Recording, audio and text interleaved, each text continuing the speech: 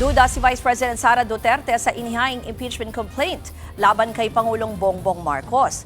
Ayon sa bise, proteksyon lang ito laban sa Pangulo. Kapag kasi naibasura daw ang impeachment complaint, kailangan pang maghintay ng isa pang taon para makapaghain ulit.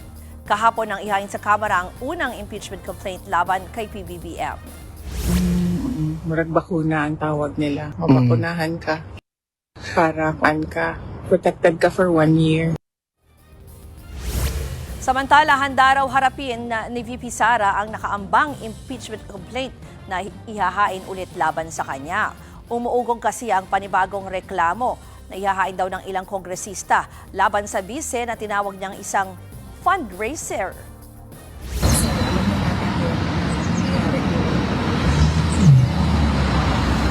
As expected as well, magiging katulad lang din yan ng nakaraan na ginagawang fundraising ng mga members of the House of Representatives yung pagpirma nila sa impeachment. It's all about the money. Mga kapatid, Ruth Cabalco, para sa mabilis na pasada ng mga balitang dapat niyong malaman, mag-follow at mag-subscribe sa social media pages ng News 5.